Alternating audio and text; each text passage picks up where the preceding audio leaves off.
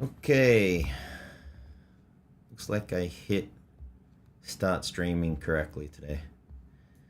That was a challenge last time. But yeah, I decided to mix it up a little, do this one on Sunday. I had a school friend over who I grew up with in Australia, lives in the US. He came over for the weekend, so this just worked out. It's also the time that YouTube recommends as the best time to stream for this channel. So I figured I'd give it a shot and see. Let's see. Hopefully that's working and everyone can see. It's interesting because the data isn't updating. I wonder why. Now let me know in the chat if you can hear me at least. And yep, okay, now it's working. Maybe it just takes a little while for the data to update. So thank you for joining me today. I was having a chat with a couple of you just before the live stream since I was here. It's always fun. So it should be a fun live stream today. I think it's probably worth, bringing this up again. This is what I put up earlier in the week. And by the way, if you're not getting the alerts that I'm doing a live stream on a particular time, please turn alerts on. I did do a community post on this earlier in the week. I think it was Wednesday. And that's when the live stream was put up on the channel as well as kind of a coming soon. So just make sure you've got alerts on so you don't miss out in the future. But yeah, I wanted to cover a couple of things. Last live stream, I talked about the 9080 XT and doing a performance prediction for that. So I wanted to give you an update. I want to talk a little bit about GPU undervolting, specifically for Nvidia GPUs. It's not something I've covered on the channel before. I'll talk a little about YouTube drama and then the new community that I've just created. I was working on this morning, actually. So that should be good. Yeah. So YouTube obviously has a lot of data from when people are watching the videos that I put up. It has data from previous live streams. I'm not exactly sure how they come up with the recommendation for the ideal time for a live stream versus the ideal time for posting. I don't usually use that to post. I try to just be consistent with when I'm doing it. But this weekend, it worked out better. It's also a long weekend in the US. For those of you that live here, obviously, you know that. So it just kind of worked out well. I can certainly go back to Saturdays. I think I tried Friday a couple of weeks ago as well to accommodate more international viewers. So I can mix it up a little, but let me know what you'd prefer. That's always helpful. So I'm going to jump in to the 9080 XT, and then as I go through, as I usually do, I'll take questions as I go through. So last live stream, I mentioned that I was going to work on a 9080 XT prediction, and I did. So there was really one main rumor that was out there that had some details in it, and so this is summarized here. It's reporting that it'll have this. The 450 watts of power was interesting to me, given how much power the 9070 XT uses. So I thought that was kind of interesting. Let's see. So it come from MLID, right? So he reported on this. The other piece of information, this one's not that interesting. That's kind of summarized from what I just said. This is the part that's interesting. This is really the only data point we have, with a beefed up RDNA 4 card being around 28% faster than a 9070 XT on average in 4K gaming. So that's really the only performance data point I have. So my thought was I can leverage that to make a performance prediction. So what I did was I got a Sapphire Nitro 9060 XT, beautiful looking card, to go along with the 9070 XT. Well, I particularly like these cards. So my thought was Sapphire Nitro 9060 XT, test that, Sapphire Nitro 9070 XT, test that, and compare it against since these are higher end AMD cards, compare it against an Asus, the triple fan solution, the Astral 5080, just to kind of see what was happening. So that's what I did. I actually I stupidly went and tested all of these cards, spent a fair bit of time doing that. And this is kind of what I came to. So the table at the top, you've got the 9060 XT at the top. So I have the cores, ROPs, core clock, boost clock, memory clock, the GPU, transistor count, memory, and power. And so this is known data, right? So 9070 XT, again, Sapphire Nitro cards, so they'll be a little different than the default model cards that like even Sapphire sells with the Pulse. Has all of that same information. Then I have the 5080 in here, just kind of as a checkpoint, right? So the power being 450 watts. So it's kind of interesting why someone would predict a 9080 XT with 450 watts. The 5080 is a lot more efficient, so that makes me question that. But if you just do a linear spec projection or extrapolation, you end up with, doubling the cores, doubling the ROPs. I don't know, I just made up Navi 52. That doesn't really mean anything. And increasing the transistor count by that same ratio between the 9060 XT and 9070 XT. And I think that looks more like, and also using the same power ratio between the 182 watts and 330 watts of the 9070 XT. By the way, the 9070 XT will draw a lot more power than that 330 watts. So just keep that in mind. You end up with 598 watts, which is interesting because that's about at the limit for a single 12 volt high power cable. And you end up with these cores and these ROPs. I think that would perform more like a 9090 XT, which I don't think is going to be released. That power is way too high. You're gonna have power spikes up at around the 700 watt level, 750 watt. Not gonna make that cut. Maybe they'd make it with dual 12 volt high power cables, but it's probably explains why AMD punted on the upper end when they launched RDNA 4. So what could a 9080 XT look like? So I did an estimate based on the power ratioing, between 450 watts and 330 to see what the cores and ROPs might look like. That's kind of interesting, but it's kind of not relevant to a performance prediction, right? The only data point I had, which I said was 28% average at 4K performance. So you have to test all the games and then get an average, and then you can jack that up 28% at 4K. But what happens at 1440p? Do you use the same ratio between 4K and 1440p? I could do that, and I could get a projection. But the question is why? Like, if I already know it's 28%, it's 28%. It doesn't really matter I'm just going to show a bar chart with 28%. There's no real insight that I can give other than that data point. It's not like I can then back into each game because the games were averaged to be 28%. So the only thing I could really do is take that 28% and put it on every game, which isn't correct, right?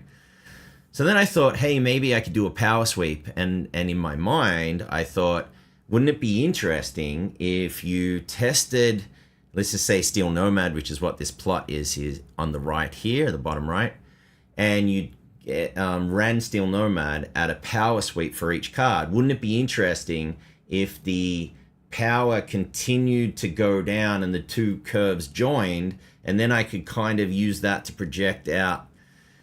That didn't work so well. I mean, they are different chips, and the lower curve here, which is the 9060 XT, offers significantly lower scores than the 9070 XT. And I did this, and I thought, yeah, that's kind of interesting, but not useful at all to do a performance prediction. So after all of that work, I decided not to bother making the video because there's really nothing I can do. What I might do is do a community post, because it's just going to be one chart. It's going to be the average at 4K and the average at 1440p, and I can show the difference between what a 9080 XT might be versus a 9070, 9060, and 5080. So if you're interested in that, I haven't put it together. just because I had to pivot kind of quickly to make a different video, because I thought this would be my next video and the video would be out this week. It didn't turn out that way. And this happens sometimes when you explore an issue. You go down a path and it just doesn't work out. So let me try and catch up on a few questions here that are relevant to at least this discussion. Let's see. Yeah, so DM Needs, I won't go back to some of the earlier ones, said, been waiting for a good undervolting video, so I'm going to deal with that. I'm going to work on that next because, and I actually used a 5090 FE for the video because I thought that was a good one because it's so close to 600 watts. That's where I thought that kind of card at that level might be great to undervolt. So I'll show you some data in a moment. I'm going to give you a sneak peek. The video is going to be out next week. It's going to be a much more comprehensive undervolting and overclocking guide to Nvidia GPUs. So I already have that for AMD GPUs, but Nvidia GPUs behave a little differently, and I'll show you what I mean by that in a moment. Medi says 9080 XT is really coming out. No, I don't know.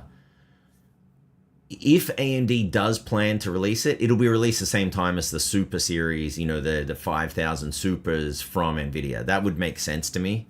And it would give them kind of an extra year to develop their next gen GPUs while competing with Nvidia more than maybe 2 graphics cards, right? Which is what they've got now. So I don't know. And even the rumor that came out, he said that, let's see, I don't know if I have it in here, but he said in his video that he wasn't saying that, where is it, MLID, right? He wasn't saying that it was going to come out. He was just saying that they were testing something. So if it's efficient enough, they'll release it. I think that's what I'm most concerned about, that at 450 watts, you're not going to get a huge boost over the 9070 XT. And if you look at this upper curve, this is a 9070 XT, and just projecting that to 450 watts, you're going to get 5% extra performance. Not worth releasing a card for that. So there has to be a leap. There has to be another leap like between the 9060 XT and the 9070 XT. I don't think they've got that at the upper end, which is interesting. Hey, thanks, Kyle. I really appreciate that. Really appreciate your support there, man. That's fantastic. So you had a question. Can you talk about the rumors being put out by WCFF Tech of AMD's next GPU flagship with 96 compute units, somehow beating out the RTX 5090 with 170? Yeah, that's very weird. So, you know, back up for a minute. The problem with these rumor channels is that no one goes back and checks them, meaning that they don't actually say, hey guys, you screwed up, like this wasn't real. And if you look at all of the rumors around like the 50 series, the rumors around the RDNA 4, most of them turned out to be wrong, right? Like the early rumors saying, oh, AMD is going to release a card and it's going to be a 4090 destroyer and like all of these things. Or Intel's a good one. Intel's going to release a Battle Mage card and it's going to compete versus a 4080. No, that was all garbage, right? No one goes back. So it's kind of like when you go to a casino and you've got a gambler and the gambler tells you, I won $2,000 at the casino last night. And you don't hear about the 6 months prior that they lost $50,000, right? And so, you know, the casino always wins. And so these rumors, they don't ever bring up, well, I was wrong 30 times, but I was right this once. So that's kind of what I see here. When something looks kind of dumb, like this sounds dumb, right? That makes me not want to believe any of that rumor, right? Like it sounds remarkably silly. I would be thrilled if AMD's next gen graphics card, so they release Redstone, which will improve all of their software, right? So upscaling, it improves frame gen, all of those features, ray tracing, all of that stuff. So I would be impressed or happy if they released a card that had all of the features that were very close to Nvidia. Like FSR4 is very close to DLSS 4 with transformer model. I mean, transformer model is better, but it's pretty close. So they took a big leap forward. If they can then use Redstone to, get very, very close, and then they release a card that it doesn't even have to win outright. It just has to be close. And then they release it at a good price point.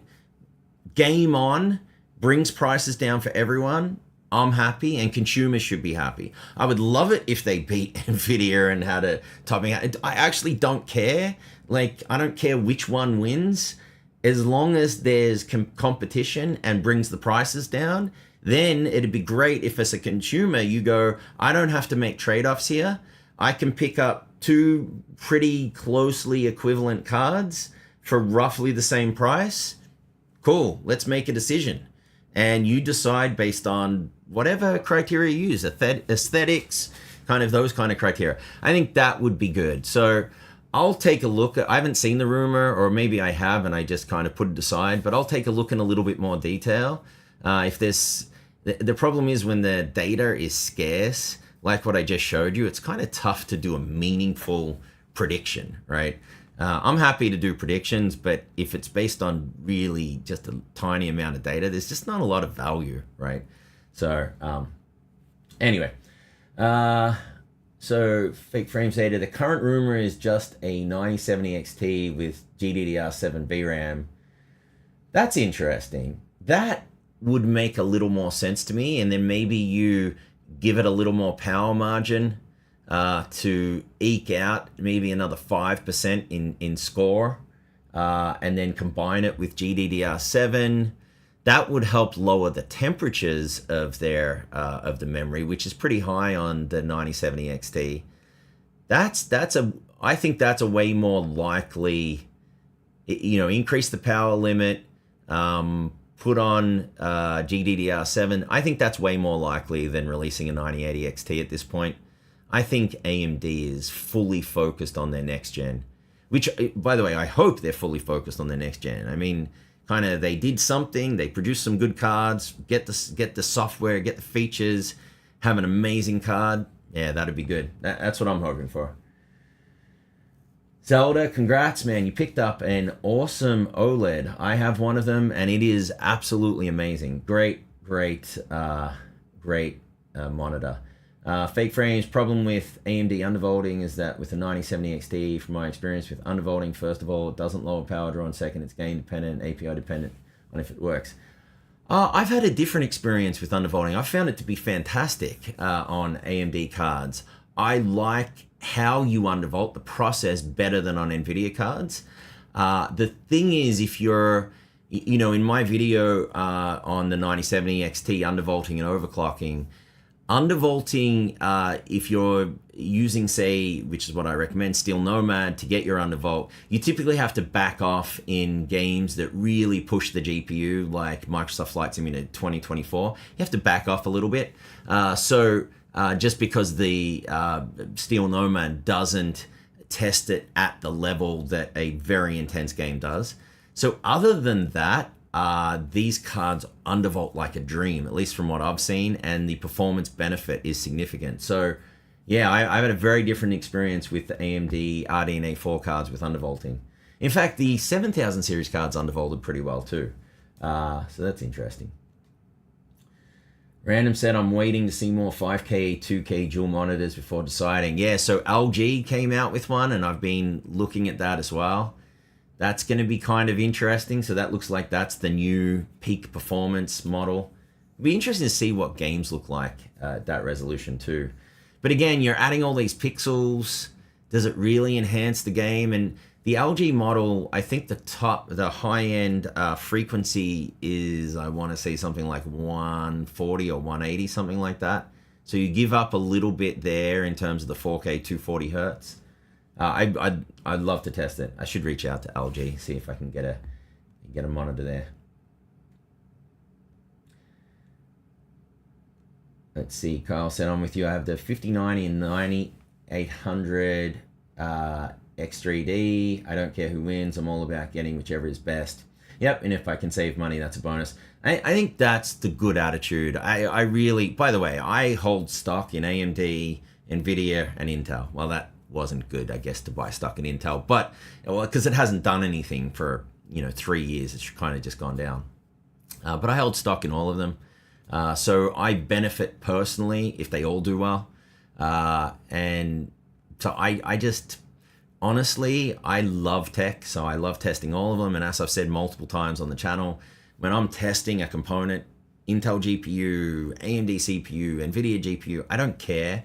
I try and make that component perform as well as humanly possible, and then I share that with you. Like, that's kind of my goal, so that if you're an Nvidia fan, you get value, right? If you're an AMD fan, you get value, and you see something that not a lot of other channels or very few do, which is take something, show it at stock settings, and then tune it, and then explain how to tune it. I just think that's a very obvious thing that all tech channels should be doing. It's probably good they're not, because it gives me some level of uniqueness in a very crowded space, right? With my background and showing you things that other channels don't do, and trying not to ever share misinformation, that type of thing. But it is interesting that not more channels do that, and I think it just comes from inability or unwillingness. The thing I will often say is, it's easy to produce content. It's difficult to produce quality content. And that's hopefully what you see on my channel. You don't see as much content on my channel being released as other channels. I've tried to pick up my game on live streams and do them more often. But in general, I don't post more than once a week, right? I'll do community posts and other things. It's easy to make little shorts and other things, and the quality is low, and that's where you get into sharing misinformation, those type of things. It's just not something I'm interested in. You also get burnt out pretty easily. Even if you're producing low quality content, producing a lot of content takes time, and I would rather spend all of that time and energy producing something that's high quality. And it actually bothers me when I produce a video, and then afterwards I think, man, I could have added this, I should have done this, I should have done that. So I try not to do that, but that means I test a lot more than perhaps is necessary most of the time, right? Okay, let's see. Where am I at? I think I'm gonna leave it there. I've got a few more questions here. Well, let me tackle the last few questions. Need multiple profiles to get the best out of the 9070 XT. Yeah, I mean, that's what you can do. You can really push the undervolt and then back off. I typically don't like doing that. I'll back off to an undervolt. Like, let's just say I got negative 40 millivolts stable, negative 140 millivolts stable, I'm happy to back off to negative 80 and just have it work in every game. It's not a huge performance difference. Let's see, Aiden said, when will FSR4 driver be able to integrate with AMD software and not a separate manual driver? Let me try and understand what that means. So there's a switch in AMD software that you can force FSR4 in games that support FSR 3.1. So I'm not sure if that's what you mean. You can also try using third-party lossless scaling to, force FSR4 on in all games. There was also something I read recently that you could switch out the DLLs in games to enable FSR4 in that game. If you can do that, AMD should really run with that, I think, to enable it in more games. Let's see. So that's where we're at. I'm going to jump on to the next topic, which is... All right. So the next video, it's going to be out next week. It's going to be focused on undervolting, overclocking, NVIDIA GPUs. But one of the things I realized in doing this and interacting with this community, and which is why I learn a lot from interacting with the community. It's why I always try and answer questions on the channel, because I think I learn as much as I share, right? I used to make these guides for max performance because that's what I cared about. I only really ever cared about max performance. How much extra can I extract out of the GPU or CPU? It occurred to me that that's not what even most people do, right? And starting with your objective is critical. So I've listed out 3 objectives for GPU. Now, I'm taking this out of context in a live stream. It's going to be part of the video, but this is for GPU overclocking. What might your objectives be? And I listed 3 objectives. So the first one is max performance. You're used to that. You're trying to maximize your score in a game, in a benchmark, or maximize your FPS in a game, right? So high-end builds, competitive gaming, controlled environment, meaning that you've got a lot of airflow and that your room is air conditioned, right? You know, that type of thing. That's potentially why you want max performance. Objective 2 is the extreme opposite of that, which is max efficiency. That is small form factor build, like a media build, you got high energy costs where you live, high ambient temperatures. You've got it in like on a shelf, right? Not a lot of airflow. You really just want to minimize temperatures, minimize power draw, and just have it be super reliable and work. You don't really care as much about maximizing your score. You're happy to give up 10 FPS if it means really, really low power and temperatures. So that's objective 2. Objective 3 is kind of in the middle, right? So objective 3 is what's the best balance? And that requires some judgment. And you're going to see that. You're going to see how I define best balance in the video. But think of, you're basically saying, all right, so one extreme, you've got max performance. The other extreme, you've got max efficiency. Best balance is somewhere in the middle.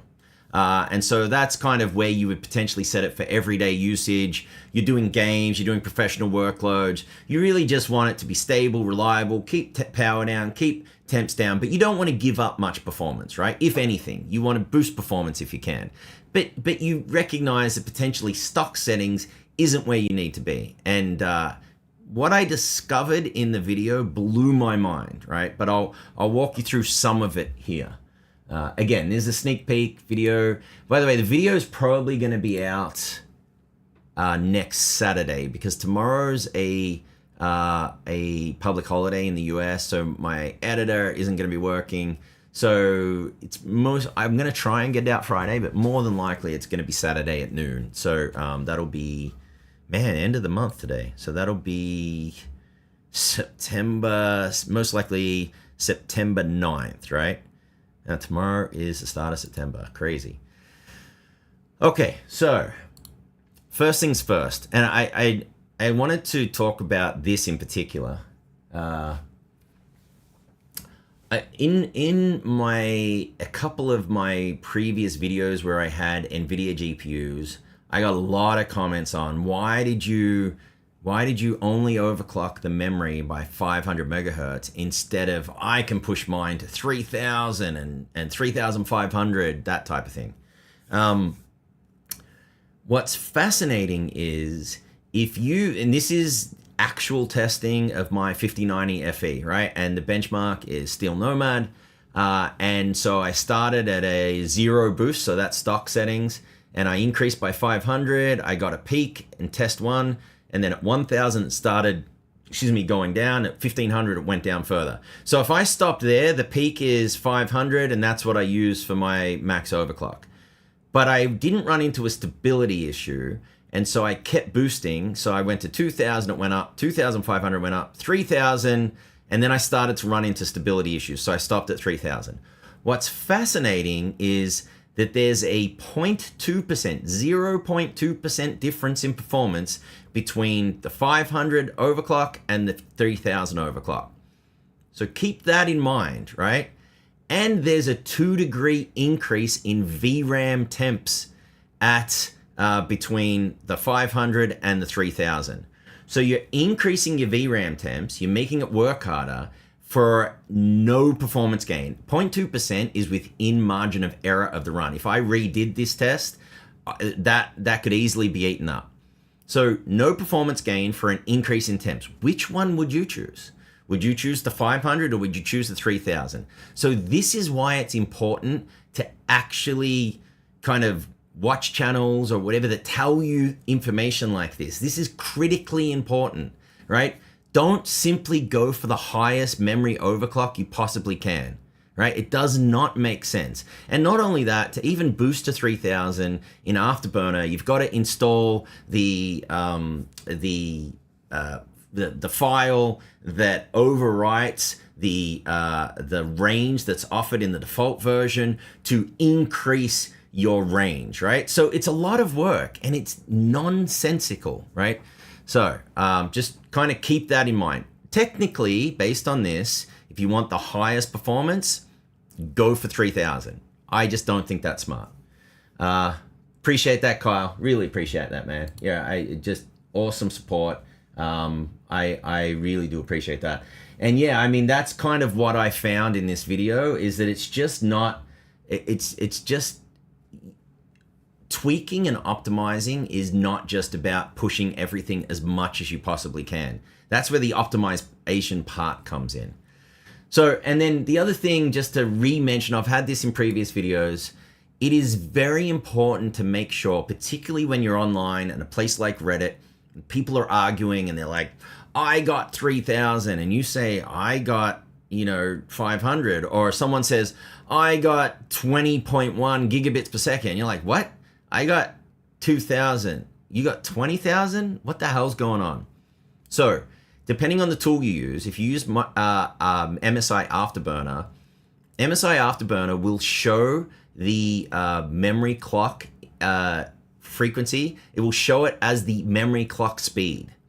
That means it needs to be multiplied by the data transfers per cycle, which is dependent on the type of memory that the graphics card uses to get the effective memory clock speed. Just to confuse the hell out of things, GPU Tweak 3 from ASUS, which is a great tool, they use effective memory clock speed, and it should be listed as a data rate or a transfer rate in gigabits per second, or like with RAM, mega transfers per second or giga transfers per whatever. It doesn't matter. It should be listed as a transfer rate and not a speed. But what do? They write memory clock speed and write it as a speed in megahertz, just to confuse everything. By the way, I reached out to ASUS and said, you need to fix this, and they haven't fixed it yet. But just kind of keep that in mind. This is more for, don't argue with people. Like, a lot of the times you'll be arguing with someone saying that's an insane overclock.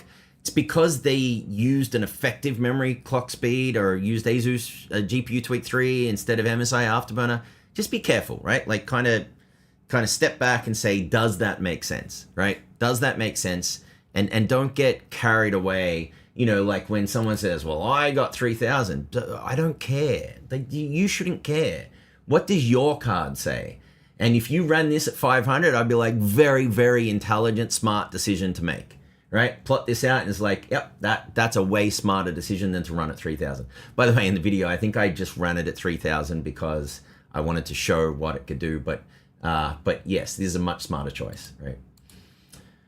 So as I mentioned here, right, you can, this is the memory clock, right? So when you modify the memory clock, I don't like the order. I wish core clock was on the left. I don't know why. I always start with core clock and then I overclock the memory. But anyway, memory clock speed is here, and it is an actual speed according to the definition in MSI Afterburner. But in order to, so let me just step back here. Defining the max performance is very, very easy, right? You max out your voltage slider, you max out your power slider, and you try and find the max memory overclock and the max GPU core overclock, right? But to do the max efficiency and best balance, you really need to learn how to undervolt the GPU. And as I said, for NVIDIA GPUs, it's a little more difficult. So if you're using MSI Afterburner, which is what I cover in the video, click on Curve Editor, which is here, and then you'll see a curve that looks like this. So this is a voltage versus frequency curve. So on the y-axis is frequency, which is a clock frequency, speed in megahertz, and on the x-axis is voltage in millivolts. And that's what the curve looks like. That's a 5090 FE curve, right, from the factory. So in order to undervolt, and these are all the points, right? In order to undervolt, you need to either move that curve up or move that curve, or move the curve to the left. Basically, undervolting means that if you pick a point like, let's just say 850 millivolts, and you go up, it's roughly 1300 megahertz frequency. So to undervolt, what you want to say is, okay, at 850 under stock conditions, I'm getting 1300 megahertz frequency, clock frequency.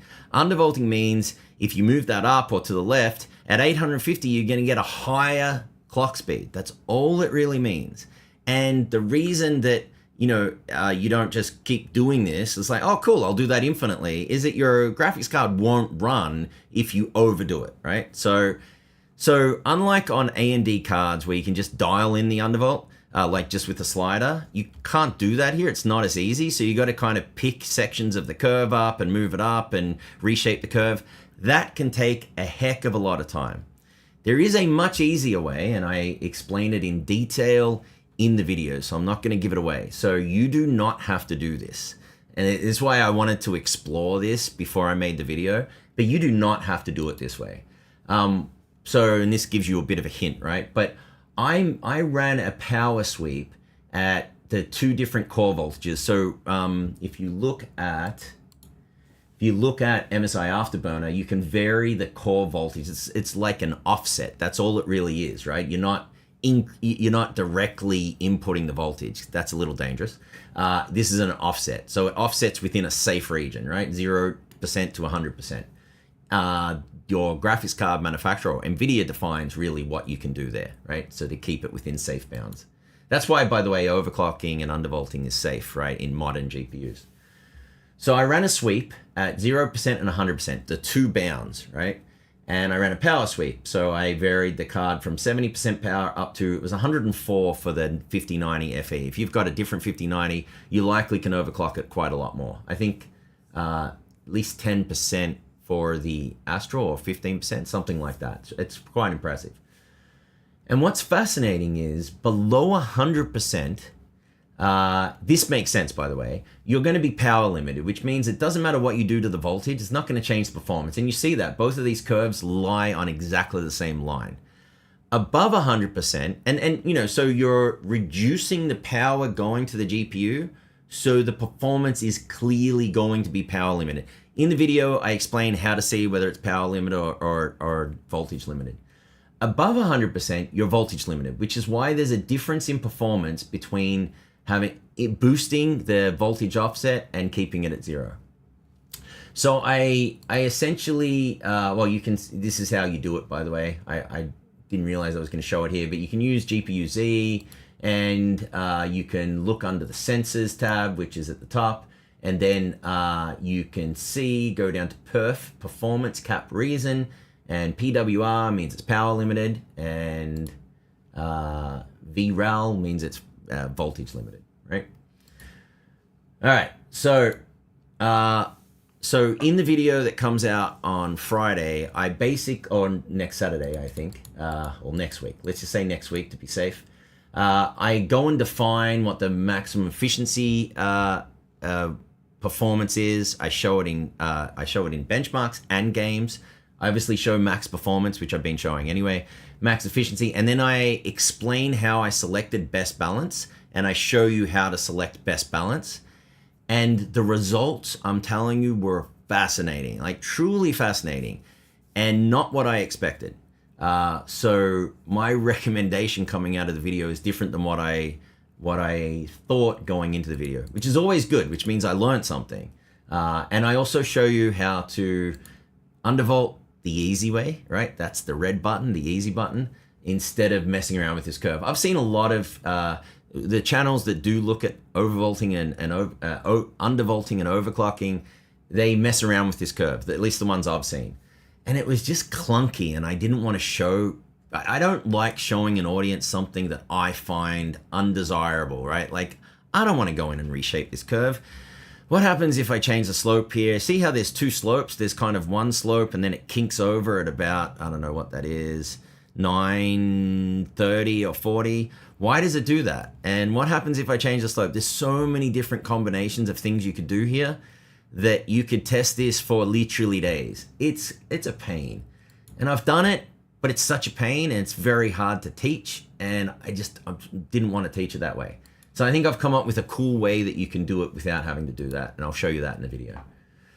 Okay, that said, let me do some questions, then I'll jump into the drama part of the discussion that I wanted to have, which I actually think is pretty interesting.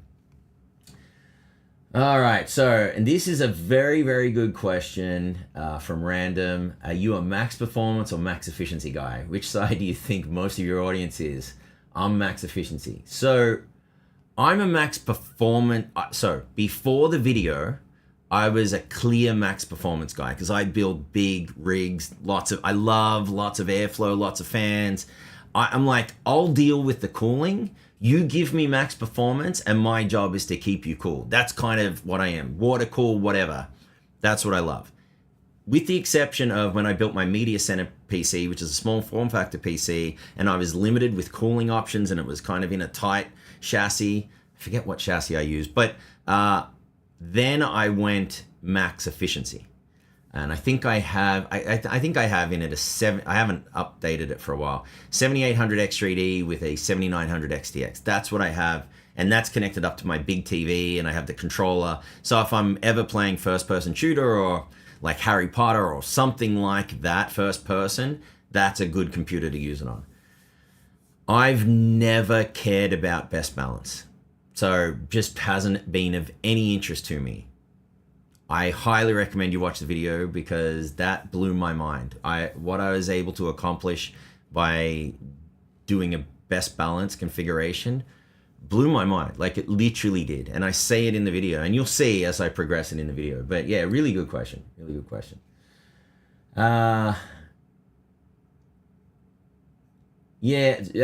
Steel Nomad is the best benchmark for GPUs on 3D Mark. Without a doubt, it's the closest to modern games that you're going to get on 3D Mark, which it's also the newest benchmark on 3D Mark. So that's probably why. Let's see. Steven said, I'm told YouTube does not allow 4K streaming, but I see you doing it. Yeah, it's an option there. It's probably not smart for handheld, like phones and things. You don't really need it, but there's a larger and larger audience watching YouTube on larger TVs. So if 4K is very important. So I just upgraded my main video camera to a legit Sony 4K camera. So if you saw my last video, the one on the CPUs, the 9800 X3D, 9600X, 9700X, and 265K, that was the first video filmed on a new camera. And if you look at that compared to one of my previous ones where it was filmed on a 4K webcam, it's night and day. The quality is insane. So just FYI. I'm surprised no one asked why I'm not wearing a cap today. And I just realized I wasn't wearing my cap. I'm like, whatever. Let's see. We're a tech channel, so we don't care about things like that. Let's see. So Fake Frame say the Furmark is a benchmark that is negative scaling with VRAM bandwidth. Since the benchmark scales with GPU, computer, and cache more and only on 4K does it become a problem. That's interesting. Yeah, I tend to use Furmark at the end of my overclocking and undervolting process just to run it for half an hour, just to see if it really is stable. It's great to see how well you're cooling. Your GPU is cooling, the memory in particular. And the GPU. So yeah, it's a cool. I don't overuse Furmark though. You can run Furmark for too long, and if it gets so hot, you can damage your GPU just by running it so hard. It's just not worth it.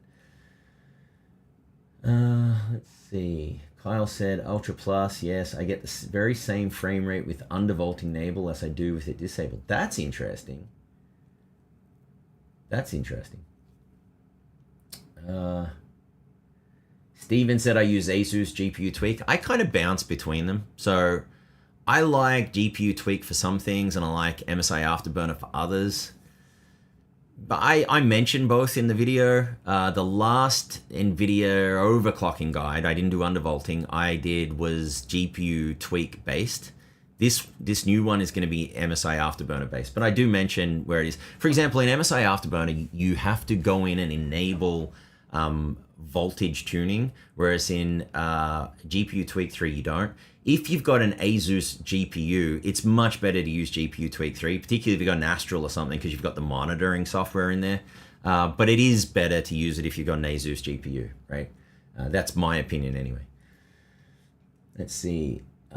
Zelda said I need to undervolt my Gigabyte 5090 Aorus Master. Then that's a nice card. I'll play games between 70 and 75. It sounds like a jet engine at 75. Well, the new guide is going to help you a lot. So when you go through it, let me know. I'm really curious to see, the question from Random was good. I'm really curious to see which option this audience is choosing. So after I release a video, I might do kind of a survey to say, which one are you? Like, which one do you typically choose?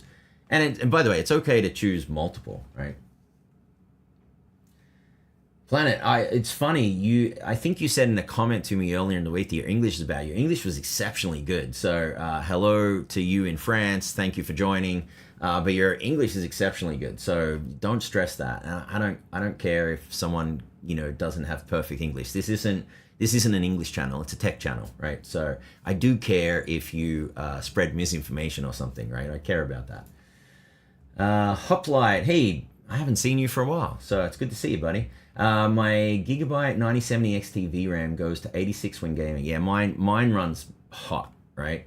Can't get it to lower even with negative 80 undervolt. But well, the undervolt isn't helping your VRAM, by the way, right?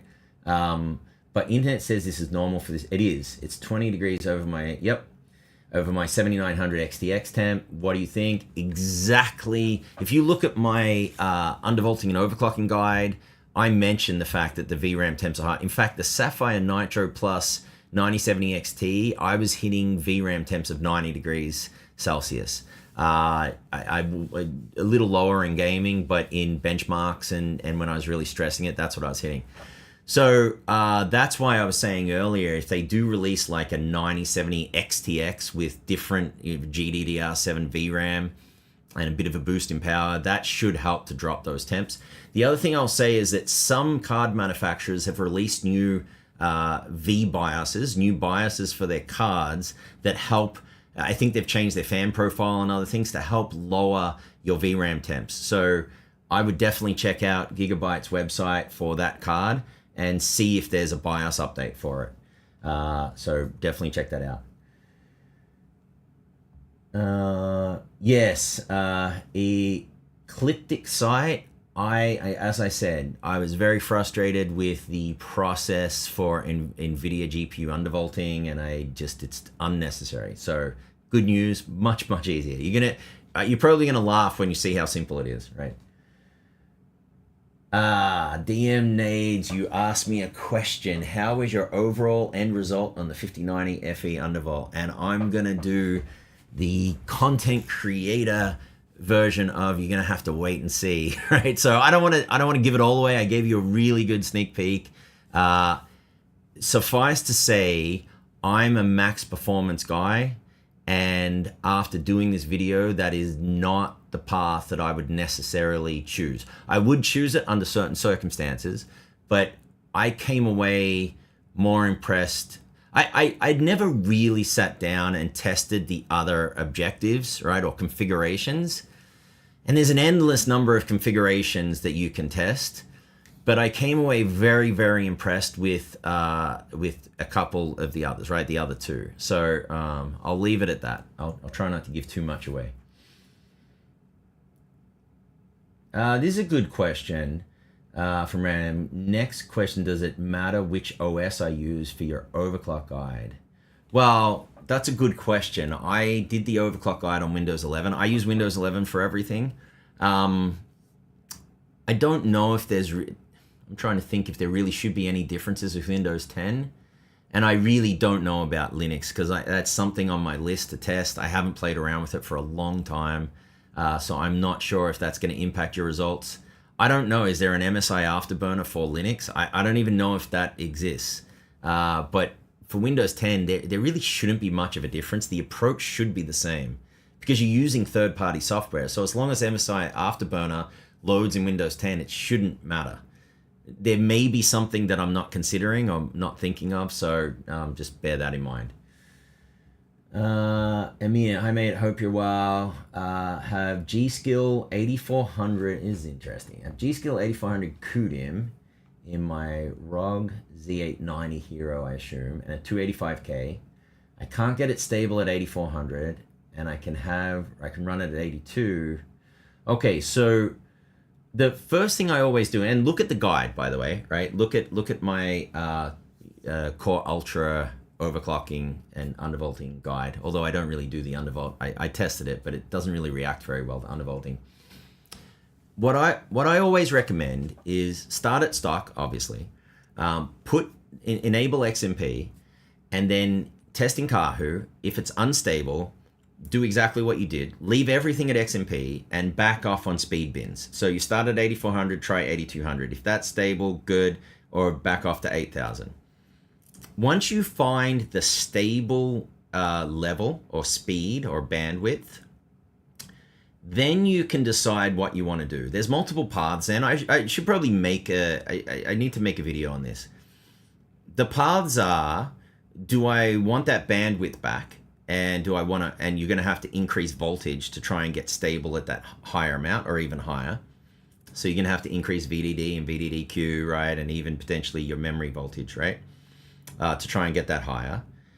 Or you can try tuning at least the primary timings lower, right? So you've got, say, 8800 at CL, whatever it is, CL, I'm just trying to find, okay.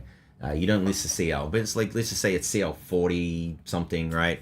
And you may want to drop that and just see if it's stable and keep testing in Kahoo just to make sure. And you can drop that. You can even look for a lower speed kit that's within your manufacturer family. So it's G-Skill. So look for I don't think they sell 8200 kits, but look for an 8000 kit that's similar, 8000 Kudim kit if they make them. I don't even know if they make 8000 Kudim kits. They probably do. So look for an 8000 Kudim kit and then copy the primary timings with the voltage, right? Copy those timings in and run it at 8200, and you may have, because your kit is an 8400, you may be able to get basically 8000 performance at the tighter timings with a faster kit, right? With a higher bandwidth. So that's typically the process I go through. It's probably not as easy to understand while I'm just kind of motioning in the air. It's easier to see. So I'll probably add that to a future video. I think that would be a good video, I think, would be, what do you do when XMP or Expo doesn't run stable? I think that would actually be a good video. So I should put that on my list of things to do. Ultra Plus said, do I have any prediction on DLSS 5 MFG times 10? Yeah, MFG times 100. This is getting a bit crazy, right? So let's focus on DLSS 5. I suspect DLSS 5 will come with the 60 series GPUs. Typically, they may add enhancements to, say, DLSS 4 with the Super Series release, which, by the way, I still think is going to be at CES. But DLSS 5, they typically wait for a new architecture. And the reason is that they typically tie the DLSS version to the architecture to try and make you upgrade. AMD kind of did that, but I don't blame ASD as much for not releasing FSS 4 on 7000 series, because it's hardware limited. And they did a entire approach change to basically replicate what Nvidia is doing so they could compete better with them. So that one, I don't think that's, I think there's a reason why they don't do that, right? I've talked about that on the channel before. Let's see. Eclectic Site says, I'm like to overclock my memory running at 8400, but I'm crazy and running a 13900 KS on air cooler. So, I mean, if you run a 13900 KS on air cooler, you just automatically know that you're going to be temperature limited. It's going to drop your performance. Even on a good water cooler, that's going to happen. These chips, particularly the KS versions, they're unlocked, man. I mean, they run hot. So, let's see. What else do we have here? We have the 9070 XT has an issue with cooling the VRAM, and I think it has to do with the VRAM being so close to the GPU core this time, unlike RDNA 3. Yeah, for fake frame Sata. Yeah, there is a reason why it is running hot. What's good is that you know, Nvidia did this. They killed one of the sensors on their cards. I can't remember what it's for. And I'm glad AMD didn't kill the temperature sensor on their card so that we just didn't know. Like, this is dumb to do that. But anyway, and I was it on Igor's channel? Not channel, his website, where they investigated, they opened up the cards to see what the temps were. Maybe that was with a 5080 or something. I don't exactly recall. Steven said I go to 88% on my power target and that keeps my temps down. Yeah, so the question is, how do you choose that? Like, why do you choose 88%, not 90 or 92? I cover that in the video. I try and come up with a criteria to make that balanced choice, right? Zelda said that there's been some driver updates that broke Expedition 33. You know, it's weird. Nvidia drivers this time around with the release of the 50 series have been hit or miss. Lately, I've found they've been much better. Like the overclocking and undervolting with the 5090 FE was a pleasure. And that is the first time I can say that with Nvidia drivers for the 50 series release. It was a real pain in the ass up until this point. So I'm not sure when that leap was made, but you know, it's great.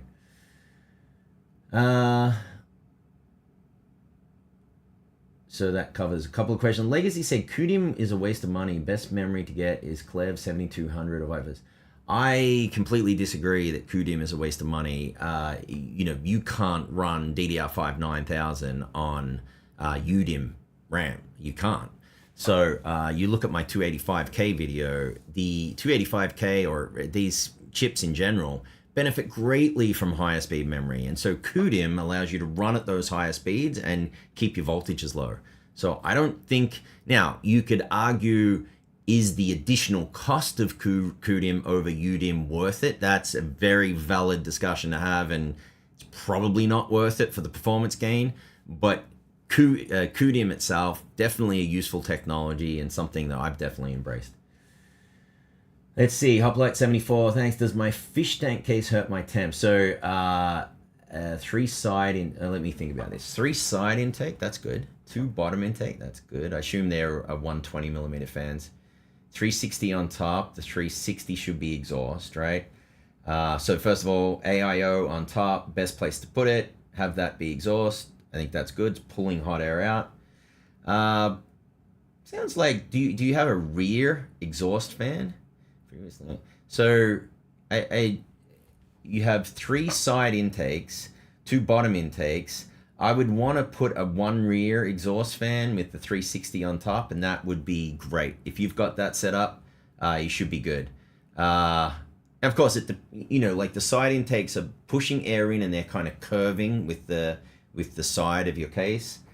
Nothing wrong with that. And particularly because you've got those fans at the bottom pushing cool air onto your GPU, you just have to make sure that the dust filter at the bottom doesn't get completely jammed up, right? So just keep that in mind because it's not visible. Sometimes you're like, oh crap. Like I keep forgetting that I have a bottom filter on the case that I'm using that I do all of my professional kind of stuff on.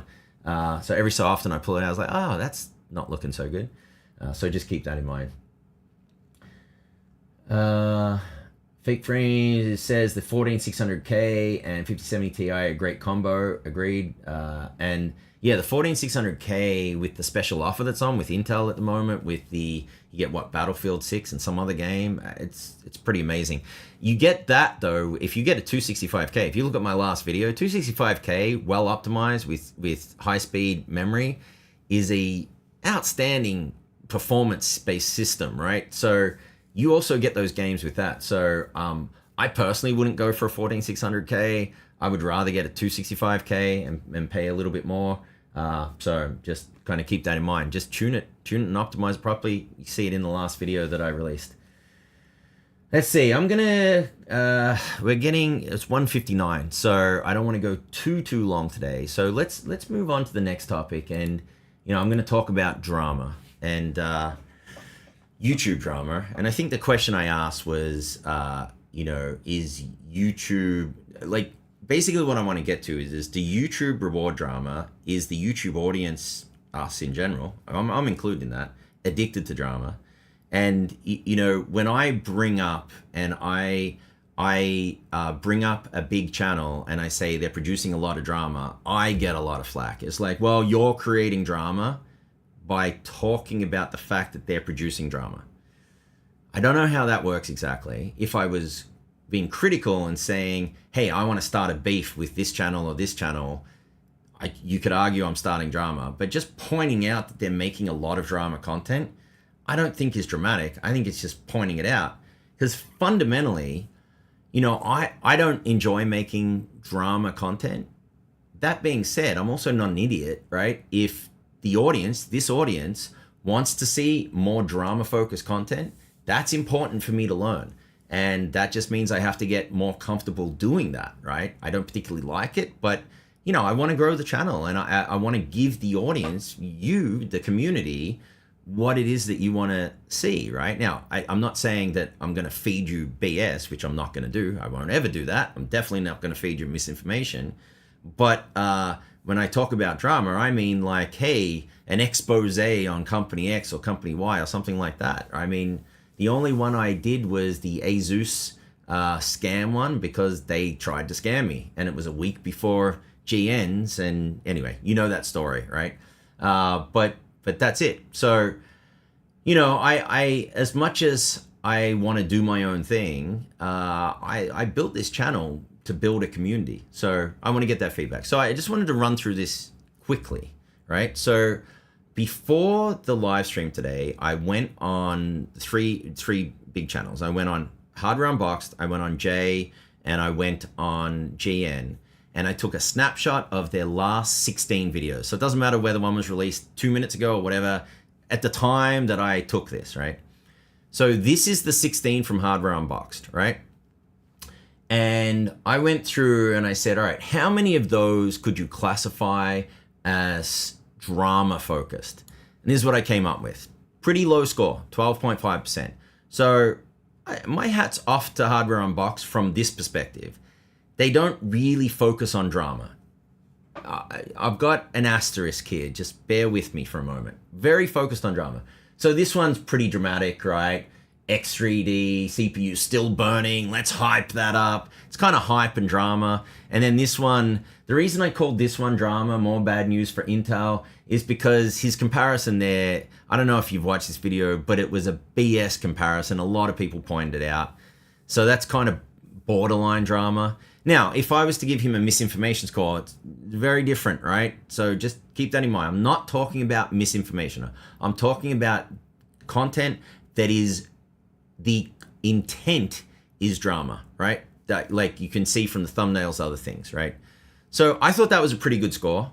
And Hardware Unbox, I don't agree with his testing methods. He spreads misinformation, but he does produce tech content. I don't think you can argue with that. Now, whether it's good or bad, hey, I'm not here to judge that today, but I'm saying he does produce tech content. So good job, Steve. You don't hear me say that very often, but good job, Steve. All right, next up is Jay, right? You know, when you go through these, just a couple of funny things. Funny meaning like, what the hell? This one, the 18,000 RPM, do you know what he did for that video? He has 3 6,000 RPM fans. He added them up and said 8,000 RPM total. Oh my God, that's not how fans work. You can't have 100 fans and then say that they're operating at what's that, 600,000 RPM or 60,000 RPM. That's not how fans work. You have one fan that operates at 3,000 or 6,000 RPM, and you have 100 fans that operate at 6,000 RPM. Guess what RPM they operate at? 6,000. Anyway, so, okay. Putting that rant aside, right? You know how I feel about Jay. He spreads some weird stuff. I also have a problem with this one, the never turn on this feature. He tested a CPU feature with GPU benchmarks. Like, okay. All right, got it. There's some good stuff here. I actually thought the NVMe coolers video was a good quality video. He liking my my Worth It series, right? So I liked that. And there was some other good stuff here too, right? So, but I'm not talking about the quality of the content here. I'm talking about how much of this was dramatic. Again, pretty low drama score, 12.5%. This one is pretty dramatic. Beware, Windows Update and SSD problem is way worse than we thought. Pretty dramatic. It's also complete garbage, right? But And then this one, enough is enough. I'm gonna take a stand. The biggest scam in the PC industry keeps growing. By the way, the scam that he was talking about was GPU manufacturers selling OC models. I mean, he's right in that it's not worth the additional cost, but it's not the biggest scam in the industry. I mean, that's dramatic, okay? So fair enough, out of 16, 2 videos, 12.5% score. Pretty damn good. So hats off to him. Even Jay attempts to produce tech content, right? And not produce dramatic content. Now, GN. So as you look at the 16 from GN, understand that one video, that 3-hour-long movie that they produced, high production content, very focused on drama, is not here because it got taken down, right? Had a copyright strike against it. I don't know if you know the story, but whatever.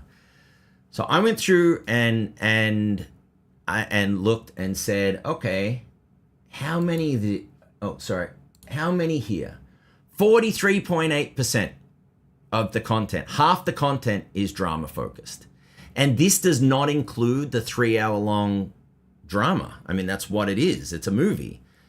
So that would go up to like 50%. And it's like, when in the it's like a joke in the industry now. Like if someone brings up, I remember when I posted that I was going to be talking about drama, I got a few comments, and one of the comments, I forget who it was from, had said, well, you know, that video was dramatic, but you know, it had good content, good quality content, everything. I wasn't even talking about that video. That's how much drama content they make. I was talking about the razor screws customers. Like, oh my God, there's an expose on another company. Who did it? Who did it? GN, right? What about the our channel could be deleted video? What he did after their video got taken down from a copyright strike, which was complete BS, right? Like it shouldn't have been taken down. Completely agree with him. But he went to New York to meet with Bloomberg, knowing that he didn't have an appointment, knowing that they wouldn't meet with him, because it makes them look even more guilty. I mean, the whole video was literally, he put himself at the center of drama. So the reason I'm bringing this up, and then it's like, collapse, Intel is falling apart, you know, detained by a government and probably blacklisted. Help us, Intel, the Asus dumpster fire, willingly buying the worst current GPU. Like, I know he makes high quality stuff. He, in my opinion, is very good at tech content. I really do think so. That's why I still follow him. I still follow him, watch his videos, tech stuff. You can't argue with the fact that half of his channel is now focused on drama. And he even created another channel to break off the drama, and he's still focusing on drama. And there's a reason why. Drama sells. And so, the reason I bring this up is just be aware of what people are feeding you. And I get it that you want to, like, if I do a community post and I put something in there about some other content creator and I get the feedback, oh, I'm unsubscribing from your channel because you're bringing up drama, and they're watching GN, like, come on, like, understand what it is. Now, I think it was Azalea said, there's room for both. I agree with you. There really is room for both, right? You can like watching drama and watching tech content and watch both. And I think a lot of Steve's viewers like that. I think that I just want people to be aware of why they're being fed that. Steve portrays himself as this, amazing person for the community, and I really do think he believes that. But he is using the YouTube algorithm to generate clicks. There's nothing wrong with that, but that's what he's doing. That's why he's doing so many of these. I mean, the Razer story wasn't even his story, right? And at least he gave credit to where the source was in this one. But I mean, I also aren't seeing a heck of a lot of follow through. He said he was going to do this big expose on Nvidia. Didn't do that. Hasn't done that yet. He might be. What's the result? Like, where is Asus at? Did they improve their service? What about what was the company, the water cooling, EK? Whatever happened with EK? They're still around, they're selling. Like, whatever happened there? And So that's what I have an issue with, right? And I used to be a huge GN fan. I've got all their mod mats and everything. But it's funny. Some things have opened my eyes about it. So that's, I wanted to point this out. This is just a snapshot. Maybe the last 16 videos isn't a good representation of his channel. I think it is. And I think that I was surprised that the drama score was low. I thought it would have been, it feels like it's more like 70%, right? But I think 1 in 2 videos being drama focus is a little on the extreme side. So I'm not planning to do that. I just want you to know that. But if there's something that really appeals to this audience, let me know, because I gotta think about how I could potentially work it into some of my content, or maybe do a whole new series or something, right? But with that said, before I move on to the last thing, I'll take a look at some of the questions. I'm gonna work kind of backwards. So last one. Problem is that Nexus, Hub, J make passes with each other's content, thus expanding their views, making all gaming media sites. That's one of the problems with AI. If you looked at my AI video, is that these sites are training AI, and so the views from larger channels really does get embedded into large language models. So let's see. Yeah, so Chair said, when's the last time they tested anything and used all the equipment and expertise they amass? That's what I find disappointing with GN. Now, they just did a video on the 5500 X3D, but he has such great tech equipment now at his disposal, and I'd love to see more of that. And same thing with Jay, by the way. I actually think Jay is a very good water cooling builder.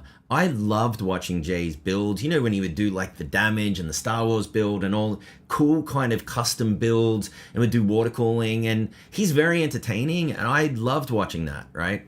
I just wish he'd do more of that. And the thing is, like I said, it's easy to make content. It's difficult to make high quality content. And so I think they try to feed the algorithm more. The algorithm loves additional content, even if it doesn't do very well. But clearly Steve is doing well with drama content. That's why he's making more. If the audience didn't want to watch it, Steve wouldn't be making it. I can guarantee you. And that should tell you something profound, right? Is that if you stop watching that, he's not going to make it.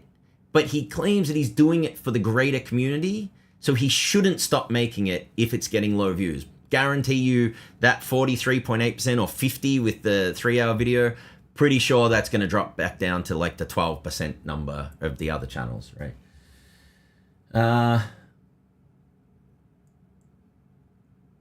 Yeah, so Random, I agree. I really like Hardware Canucks, by the way, but Random said, when I look for a cooler, it's Hardware Canucks only left. I wish GM was still there so we could cross-check. Yeah, Hardware Canucks I really like. I think they've been doing some great stuff. I like those guys. I like the channel, the way they approach things, I think is good.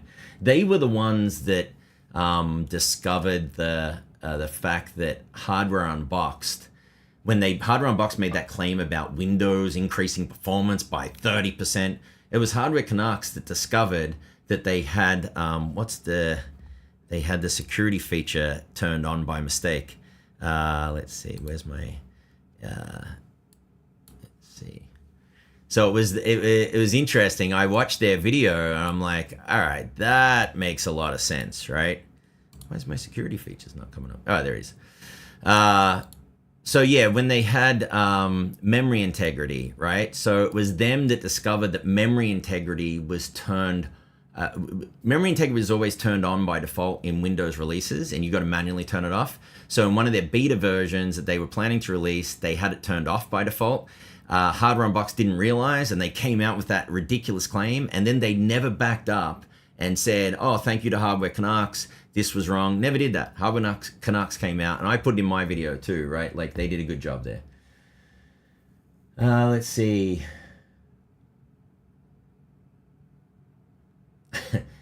John says, gotta love Jay. He recommends one run of R23 Cinebench to stress test. Yeah. Yeah, and Zelda, you saw my Twitter comment about the 18,000 RPMs. It's like, you can't make this stuff up, and it's just so overwhelming. Sometimes I see something, and I'm like, I gotta comment on this, right? Yes, well, so Random, you're right. Hub doesn't. So there's a fine line between drama and content and misinformation. I get it.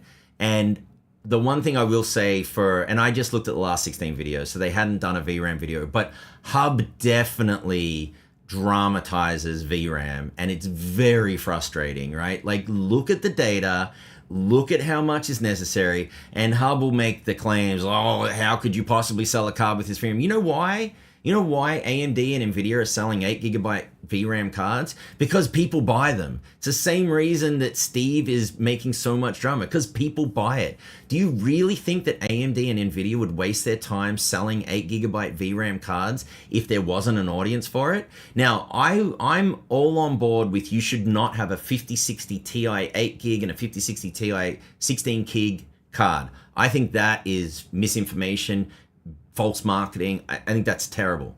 But man, the stuff they do, I guess that is drama, right? But hey, I wanted to give him some credit, right, for doing something decent, right? So it's 2:15. Let me cover this and I'll do some questions to wrap up. But I wanted to let you all in on, I got a lot of questions over the course of building the channel of why I don't have a Discord. And the reason is that whatever community I set up, now YouTube is great and it's great for hosting videos and engaging with the community like this, live streams, but it's not good for chat and answering questions and educating differently, like with custom things, doing kind of tech support, that type of stuff. It's not good. Discord's better for that. But the Discord communities that I've seen have all kind of been a bit of a cluster, and you've got to spend a lot of time in there. So I was like, where can I go that is different than Discord, that'll allow me to like host educational material, have a calendar up there for events, kind of have it all embedded. And Skool is what I found that I really, really like. So if you know of Alex Hormozi, I think he's a big investor in Skool. I'm not sure. I don't think he created it, but he's like their largest partner or something. So Skool is going to become the home of the Blackbird Army. So it's got community chats, posts, engagement. It has a leaderboard. So the more you engage, the more you get likes from other community members, you move up the leaderboard. It will host my It's Not Rocket Science PBO, Plan, Build, Optimize educational program. So, elements of that are on the YouTube channel, and I'll continue to put elements up for free on the YouTube channel from that. But there's going to be a little bit of like additional like insider information, expert tips, a little bit more on the how-to guides that might not do very well on YouTube for the algorithm. They'll all be in this and it'll all be in one place. So you can kind of step through planning, building, and optimizing your PC. So that'll be there. I'm going to put together a certification program. So if you go through that, then you get like a certificate saying, hey, you're certified to be able to do X, Y, Z.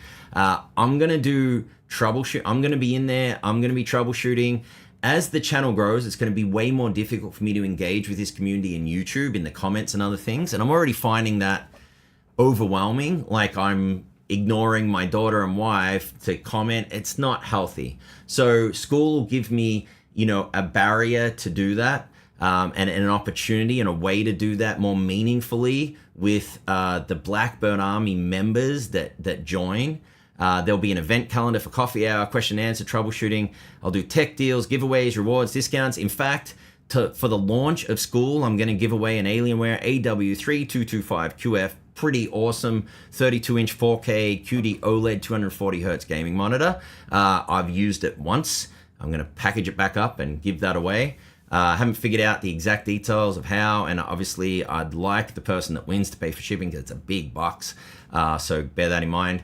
I just finished setting up Skool this morning. I don't have everything there yet, so we're going to build it over time. There will be a charge to enter Skool, so there will be a monthly. So just to explain how that works, on YouTube, when you become a member, let's just say it's like $10 a month. YouTube takes 50% of that or more. So it's not a very good place to build a community like that.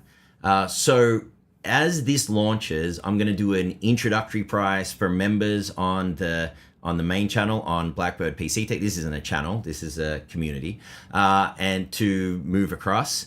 And I'm still going to be taking content from Skool and posting it on YouTube for members only. But I really want to build the community in Skool. It's going to allow us to interact a lot more. And so I'm going to basically cut the cost of joining in half for the first, 30 days or 3 months or whatever, until I get it to the point where I'm happy with it. So check it out. I haven't sent the link or anything. I just wanted to give the audience today, the live stream, a heads up. I'll do a community post with all the information, but it took me a while to find the software environment that I thought would be great. And, I really want to create this really positive environment where we can support each other and help answer questions. And it shouldn't just be me, it should be others. And when someone answers a question really well, they'll get voted up. And I think it's all good. So that's what I have in mind, and that's what I wanted to announce today, that's what I'm doing. Been working on it for a while. I've been working on the educational program for, believe it or not, for a long time, for 2 years. I remember, 2 CESs ago, I was with, when I met Jufus from Frame Chasers, and I said that I was doing that. And, to his credit, he came out and did an optimization course really rapidly. And so this is something that I've wanted to do because I think it's a great opportunity to put it all in one place. And like I said, I'm still planning and still making all of the free content and the guides. What I plan to do is dual use, right? So I'm making this Nvidia GPU guide for next Friday. I'm going to leverage that content in the course, and I will add, like a chart with a whole bunch of other little tweaks that you can make, that type of thing to go along with it. Things, for example, what's not in the video was how to take MSI Afterburner and expand the memory overclock range from 2000 limit to 3000, for example. So those kind of little things that are enhancements, they don't really change anything, but it'll all be in one place. I've also found that it's difficult to navigate a YouTube channel. I wish YouTube would do a better job of that, because I get a lot of questions on, hey, you should make this guide. And I'm like, I do have this guide, here it is. Or you should do this. Well, it's in this video, here it is, right? It's really hard to do that. So the course allows me to pull it all together. So that was it. So let's see. Ariane says, what's a BPT certification program? So the concept I haven't created yet, is that there's multiple modules inside the training program that I'm building out. And as you go through the modules, I want to, it'll be a certificate to say you're certified in this area, right? So I've broken the program. It's interesting. The program is called PBO, kind of like AMD's PBO, but it stands for Plan, Build, Optimize. So you get a certificate for doing the planning section of the course, the build, optimize, and then you become a master, kind of builder or master or optimize, whatever that may be. I just thought that'd be a cool way to reward people that actually go through the content. And then what I would like to do is, if you are certified, I would like to have you on the channel in Skool, answering questions, helping people, and then we can come up with some kind of like payment for that too, right? So you could actually, as a side hustle, get paid to answer questions in the community. And I'm trying to think ahead for when this community grows to 1 million, 2 million, right? It can't just be me answering questions. So I need people that have been trained the way that I like to, kind of do things, that aren't spewing misinformation, out there representing Blackbird PC Tech. The other thing is it's the Blackbird Army. This is the home of Blackbird Army, and I'm making up t-shirts and coffee mugs and other things. And I have to figure it out, but I'm probably gonna give away a couple of, I'm not sure what I'm gonna do yet with respect to the t-shirts and other things. It's coming, right? I'm working through it. This is going to be my focus for the next 3 months, is making content and building out the Skool community, answering questions, doing tech support. Just the tech support that I'm going to be able to offer in Skool. I mean, those one-on-one sessions, I would charge $500 for those one-on-one sessions, because it's the time required to do that. Being able to do it in Skool, right? Like, I'm able to, answer a question, move on, right? Answer a question, move on, but it's still custom one-on-one. It's like, hey, I have this motherboard, I have this, I have that, and I cannot for the life of me get this working. And I'm doing that in questions, in chat and other things, or on videos at the moment. I want to be doing it in Skool. That just makes more sense. I want to focus in on the community that really cares about it, and that's who I'm going to focus my time and energy on, while continuing to grow the channel, right? Which is what my love is. I love serving and sharing like knowledge and having gone through it myself and being frustrated and just like, this doesn't really matter. Focus in on this, right? I get a lot of questions of, I'm scared. I don't want to do this. I don't want to do that. And I love breaking down those barriers and saying, don't worry, I got you. I'm going to show you, right? It's not that difficult. It's not rocket science. It's Lego, right? So that's really what I want to do. All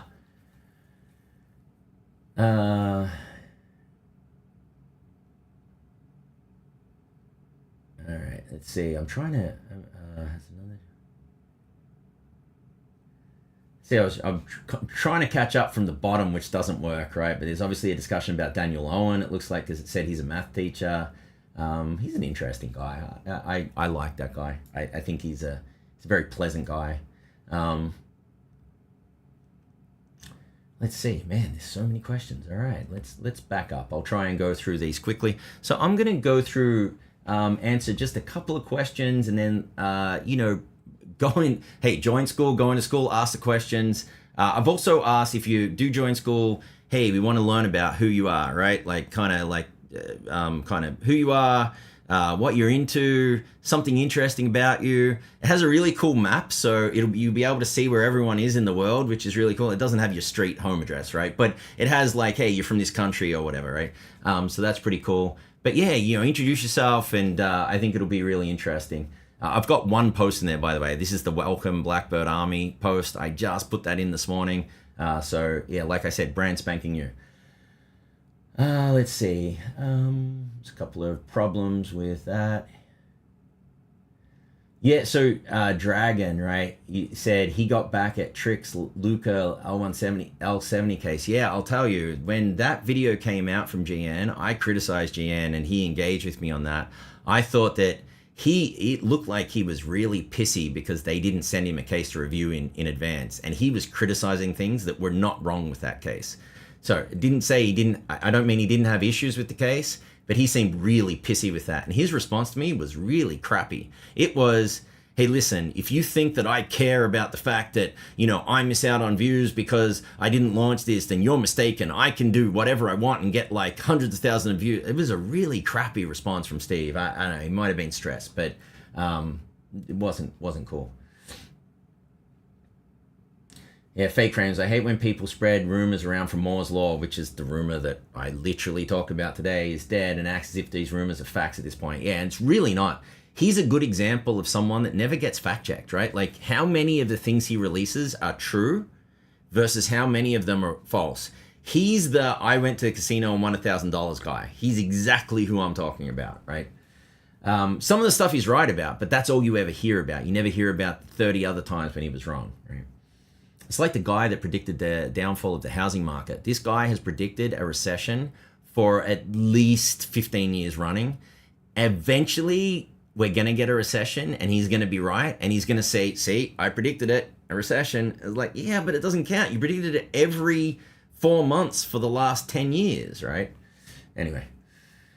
I like this, chair throwing Italian. Now, since I'm half Italian, my dad was born in Sicily, I can relate to chair throwing Italian, right? Some of my meals at my nonna's house where everyone was talking, it seemed like we were all arguing, we were just having a good time, so it's pretty funny. Well, it's classic rhetoric versus dialectic. When you create a persona that engages in rhetoric, it's way more engaging to the animal brain. Don't need to know what you're talking about, counter engagement. That's very true. I mean, I think, I was partially joking when I said, hey, I could make my channel all about drama. I just don't enjoy making it. Even when I did the Asus video, I felt kind of weird about it, right? And I sent it away hoping that they would send me back a really good graphics card and I wouldn't have to make the video. So that was weird. I don't like it when companies get baited into things, right? That's kind of, what is it, the horse leading the jockey, or whatever the statement is. Steven said, this is it for Intel's videos, the ones that get me. Never count a company out. They said the same about Chrysler in the 80s. They paid back the government loan and now still around. Yeah, I don't count Intel out. In fact, that's why I didn't sell stock. So there's a couple of things with Intel. One of them that doesn't get discussed in our community, and it's from the community I used to work in defense, is Intel is critically important to the strategic future of the United States. That's likely why the US now owns 10% of Intel, which is a weird thing. I mean, let's be honest, right? But don't count them out. I think they're too important. There isn't someone to replace them. It's different. AMD's positioned very differently than Intel. Intel is critically important to defense, and so that's why you won't. They're too important to let them fail.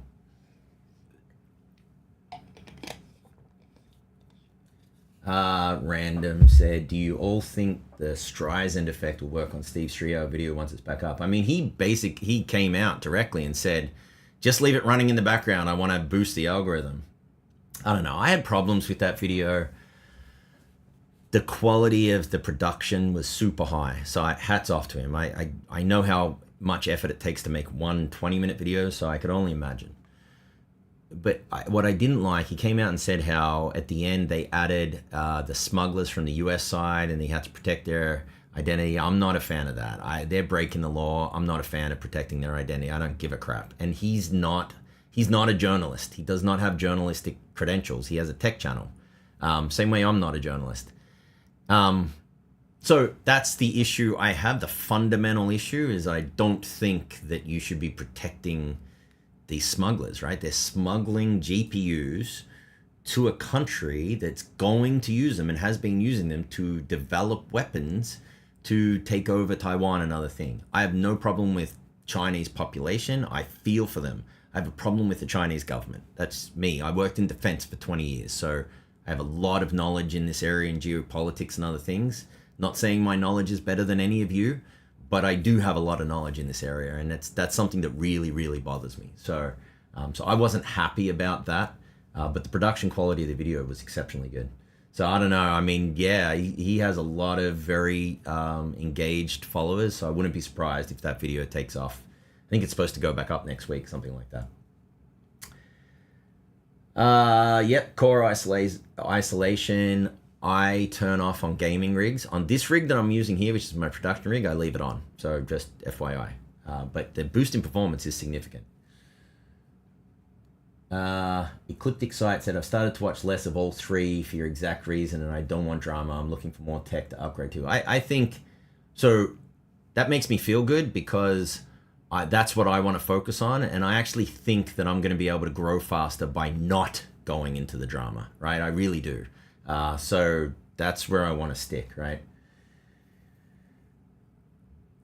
Yeah, I haven't had a problem. I didn't watch all of the Razer video. I've had Razer laptops before, and I really liked them. But I think it wasn't even Steve. It was some other channel that brought up all these issues. And I'm not even saying that the issues don't exist.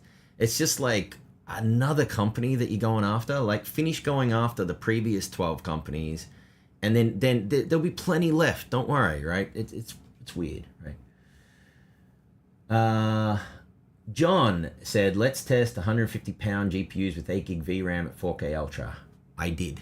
So I've got a video and I'll post it in here.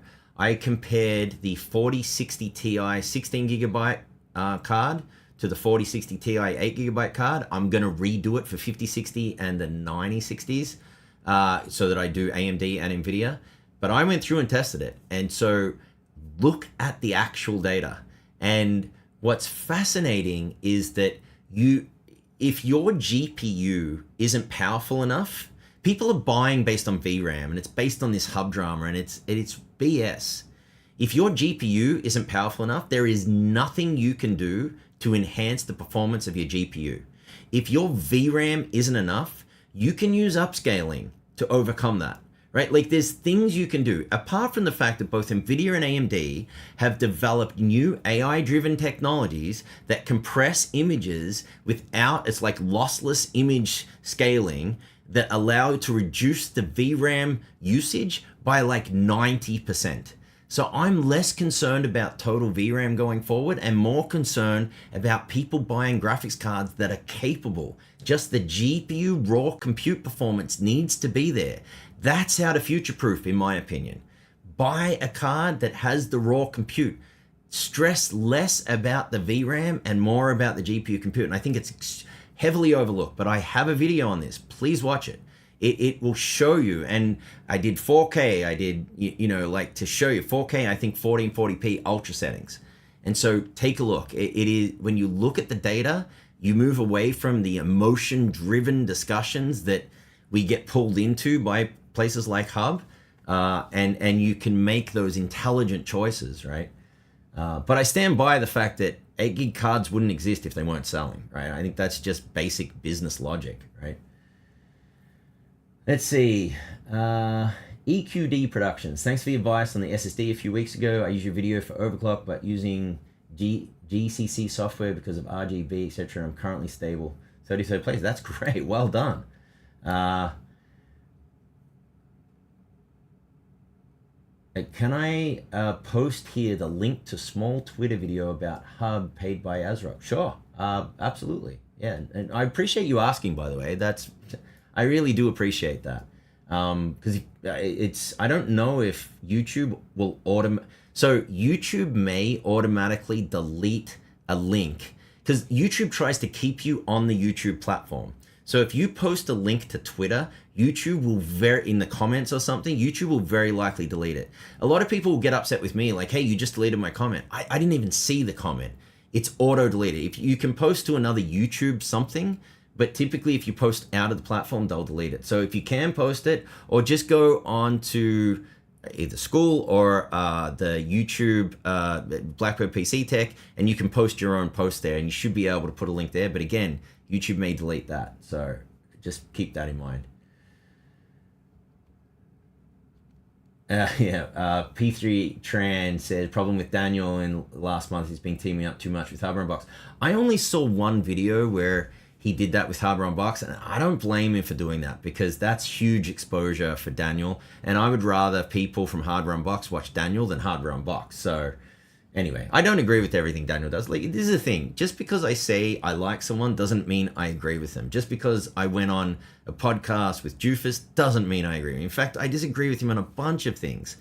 But we should, as people, be open to communicating with people we don't agree with. I just think that's a societal problem at the moment. I get it if you're hardcore and really can't stand someone, fine. But like, if someone's willing to talk to them. That's how you change their mind, right? Anyway, I guess that was a bit of a random rant. Just reran my benchmarks with undervolting enabled and disabled. There was less than 1 FPS difference between the two in Cyberpunk. Yeah, Kyle, that's interesting. So there's a lot of questions. You need to be very specific about kind of what the resolution was, what the game settings were. Depends on like how much was it undervolted. Was it at stock conditions with just an undervolt? Those kind of things. So to look into that, and also what card are you using? From what I've experienced, all of the 9070 XTs that I've tested undervolt very well, and you get a decent performance boost. And I'd be also interested to see if you got a performance boost in, say, a synthetic benchmark like Steel Nomad, something like that, and the game went down. So that's good. I appreciate that. A little bit of extra information would be very helpful, right?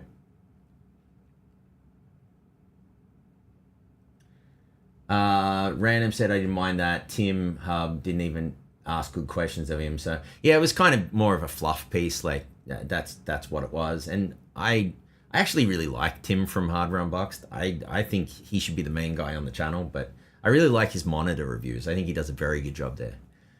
Let's see. All right, it's 2:38. So let me just scan through. Fake Frame Sater, Frame Chasers bans his viewers over the smallest thing. I know. I completely understand, and I know, and he and I have talked about this multiple times. So I understand, right? And look, I understand his perspective. I do not want to waste time doing anything, engaging or anything. If someone does something, I just ban them. So that's a perspective. My perspective is I want to engage with them first and understand things. And then look, if by the way, I do ban people 100%. If you're rude, like if you come on my channel and say, hey, you're an a-hole, whatever, I'll ban you, right? Like I don't like that. But if you're talking about like something and you've got in your mind, you've watched Jay and you're like, hey, but what about this? I'll try and engage with you to show you that, hey, that might not be the right approach. And sometimes I learn from that and it's like, oh, I had the wrong thought, right? So I get it, right? Like I said, just because I engage people doesn't mean I agree with them or I say that they're not. Like I just said, Tim is cool. He may have spread misinformation somehow. I haven't seen it, but he's a likable guy, right? Same as Dan. He's a likable guy. It's probably why he has a big following. Right? Let's see. Right, Kyle said, and this is where I get to too, right? Right, would we protect the identities of human traffickers for a story, right? And the answer is no, we shouldn't. Although, what's going on in the US at the moment? I don't know, but nonetheless, that's kind of the point I'm getting at. Clearly, GPU smuggling is not as bad as human trafficking, but it's like, where do you draw that line? And that's where I have a problem with it, right? Random said, what do I think about Trump's 10% stake at Intel? So without making this political, because I just don't think that's helpful, I don't think it's a good precedent for the US government, whether it's Democrats, Republicans, whatever, to be taking stakes in private companies. I also didn't think it was a good idea that Nvidia and AMD have agreed to pay the US government a percentage of their sales of what were banned GPUs to ship them to China. Like, the GPUs were either banned for a valid reason or they weren't. Make up your mind. If they were banned for a valid reason, then it just looks like a bribe. Like, why are you shipping GPUs that they shouldn't have? And suddenly it's okay because you're giving the US government, like I'm a taxpayer, you're giving the US government money. That shouldn't happen. And the same thing with Intel with the 10% stake. Now, the terms of the 10% stake are okay. And maybe if in the future, if they grow, they can buy that back or something. I don't know. But I just don't think it's good. I don't think the US government, who's incredibly inefficient and, not set up to run companies, should be taking stakes in companies. It sounds a lot like what Russia did, right? It sounds a lot like communism at a very high level. It is not what I think US was founded on, right? So that's my perspective, right? I don't think I wouldn't be happy if, regardless of which political spectrum I lean towards, if it was a Democratic president or a Republican president, I would not be happy with that. That's just my 2 cents. Now, step back and say, as a someone who cares about tech and competition, I think it's good for the US to invest in Intel, meaning that they're basically saying that the CHIPS Act that was set up, and that was one of the only things that was approved under Biden that was approved by Republicans and Democrats, the CHIPS Act, right? There's lots of elements to that, but some of that funding went to Intel. A large amount of it went to Intel. Strategically, they're very important to the defense of the US. So what the new administration is saying is that for you to get those funds, we're going to take a stake in your company. That's basically what happened.